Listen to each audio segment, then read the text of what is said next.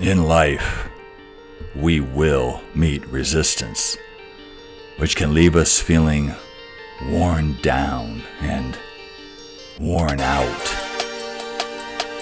But we can find a reason to keep going. Show up, push through, and never give up.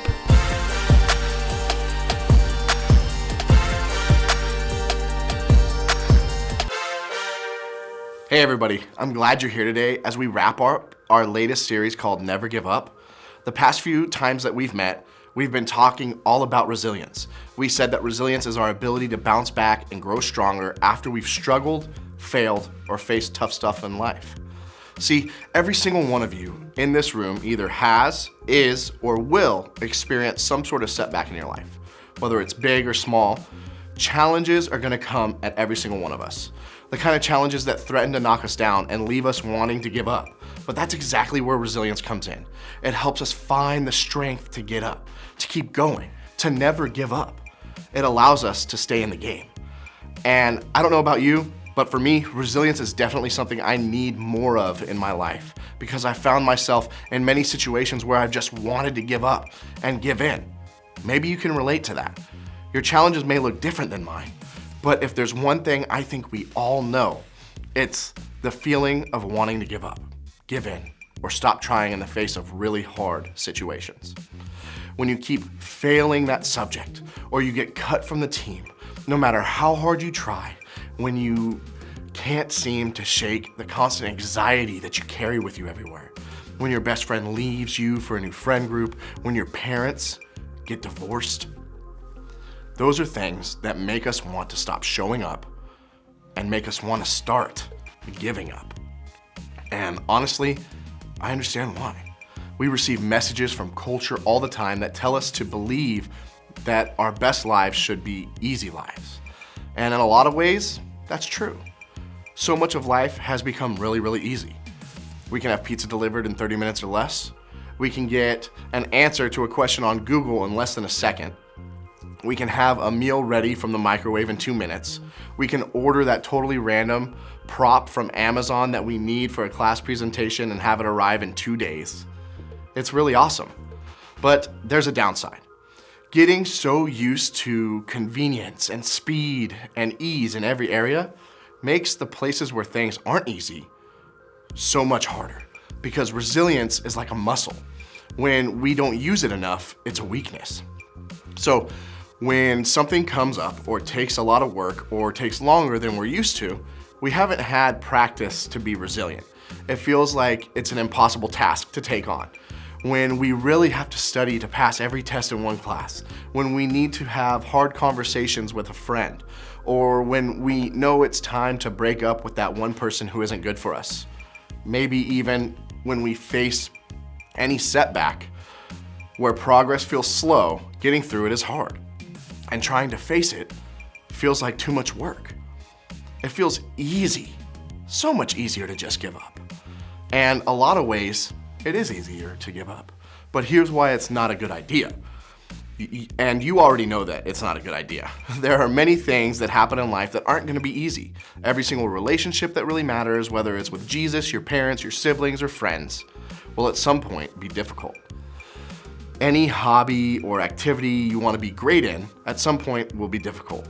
Some of us are going to go through things personally right now that are so much more difficult than we can think we can handle. A lot of difficult things are unavoidable, and we need to have built up resilience in our resilience muscle to be able to handle those different difficulties when they come up. But more than that, as frustrating and hard and painful difficult times are, what if these difficulties were doing something in us and we would otherwise miss what was going on if we didn't go through them? What if there was more to this story? Today I want to look at a verse from the New Testament in the Bible that I think can help us when it comes to resilience and what having resilience in the face of difficulty can do for us. It's from a letter written by a guy named Paul who believed and followed Jesus with his life. Life for Paul was pretty challenging. He was disliked, beaten, abandoned, persecuted, and even put in prison. We're talking about some pretty major setbacks in his life. And like any of us, when we face setbacks, Paul had a choice: to give up or to be resilient. Paul chose resilience. He kept going, kept pushing, kept believing he could come back from his setbacks. Not because they were easy to come back from, not because they weren't a big deal, but because Paul had a perspective about them that carried him through them. Listen to what he writes right here. He says, "I consider that our present sufferings are not worth comparing with the glory that will be revealed in us." And then later in a letter to the church of a city named Corinth, Paul writes something similar, and he says this: "For our light and momentary troubles are achieving for us an eternal glory that far outweighs all of them." Here's what Paul is not saying. Resilience is about getting over it. Resilience is about moving on.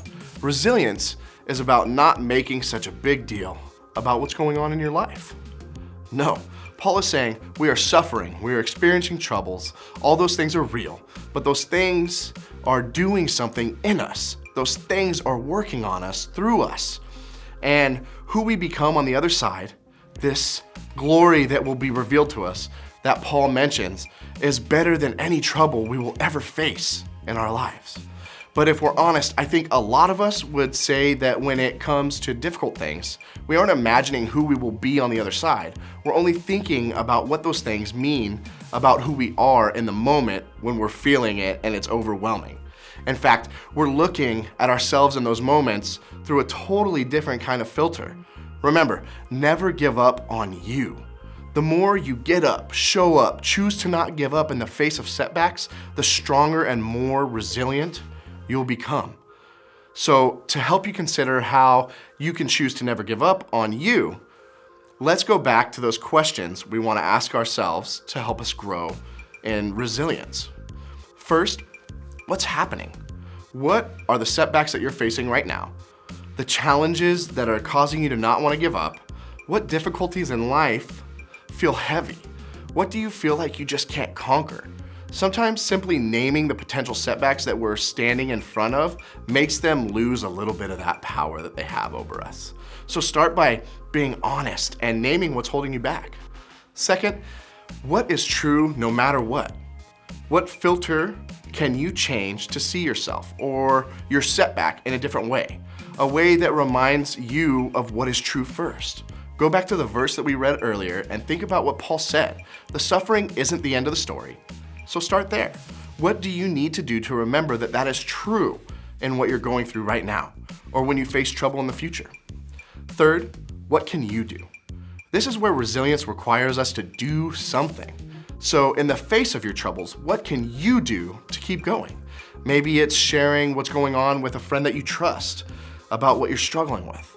Maybe it's talking to a mentor, a small group leader, a counselor, a teacher to ask for more help and guidance. Maybe it's memorizing scripture that encourages you or praying constantly for strength to get through what you're dealing with.